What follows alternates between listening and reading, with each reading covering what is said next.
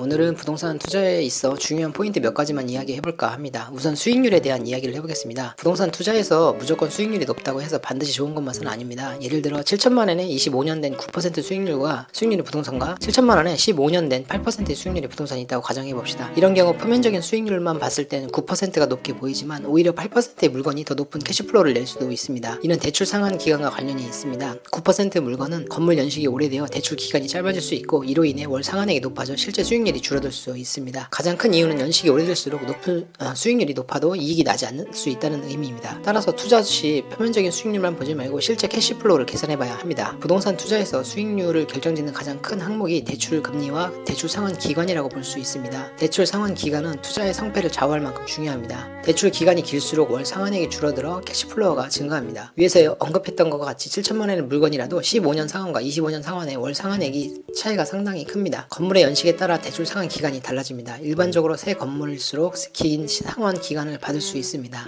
예를 들어 수르가 은행은 50년 기준으로 건물의 경과 연수를 뺀 기간만큼 대출을 해줍니다. 건물이 세워진 지 25년이 되었다면 50년에서 25년을 뺀 대출 상환 기간이 25년을 받을 수 있습니다. 오릭스 은행은 40년에서 경과 연수를 뺍니다. 중고 물건 구매 시 가장 큰 고려사항은 수리비용입니다. 건물이 오래될수록 수리비용이 증가합니다. 특히 외벽과 지붕 수리는 큰 비용이 듭니다. 예를 들어 1996년경에 지어진 건물의 경우 외벽과 지붕 전체 교체, 실링 보강 등의 약 370만원 정도의 견적이 나온 걸 본 적이 있습니다. 이러한 수리 비용을 대비하기 위해 수리비 적립금을 모아두는 것도 좋겠습니다만 초반에는 건물의 수리에 비용을 사용하기보다는 두 번째 부동산을 구매해서 월 수입을 늘리는 쪽으로 공격적인 투자 방식이 더 좋다고 생각합니다. 가장 흔한 투자 방식의 예를 들자면 초기 비용 약 500만원 정도를 가지고 90% 이상의 대출을 받아 부동산을 늘려가는 방식일 것입니다. 이런 식의 캐시플로우를 활용한 연속 투자로 첫 번째 물건에서 얻은 캐시플로우로 두 번째 물건을 구매하고 다시 그 캐시플로우로 세 번째 물건을 구매하는 식입니다. 반면 매년 적자가 나는 물건은 피해야겠습니다. 이런 물건을 실수로 구입해버리면 투자 방향이 어긋날 수 있습니다. 부동산 투자 초기라면 이런 물건을 한두 개만 구입해도 추가 투자는 불가능한 상태가 됩니다. 따라서 투자 전 반드시 수익 시뮬레이션을 해보고 적자가 나지 않는 물건을 선택해야 합니다. 또한 너무 낮은 수익률의 물건도 주의해야 합니다. 예를 들어 수익률 4%로 35년 풀론을 받았다 해도 수입 자체가 너무 적어 이익을 내기 어려울 수 있습니다. 그래도 부동산 투자의 가장 큰 장점을 꼽으라면 레버리지 효과입니다.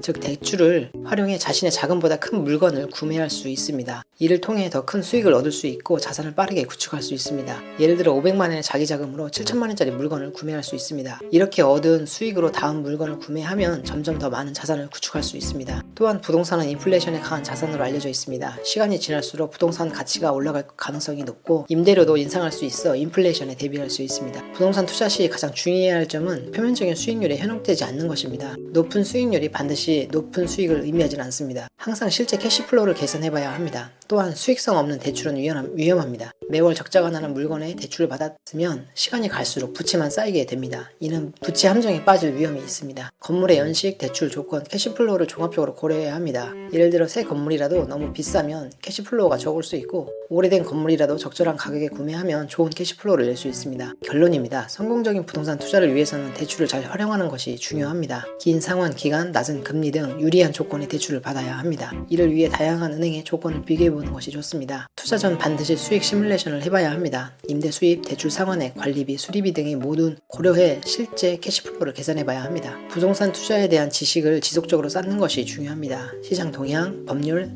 세금 등 다양한 분야의 지식이 필요합니다. 이러한 지식을 바탕으로 좋은 물건을 선별하고 효과적으로 관리할 수 있어야 될 것입니다. 감사합니다.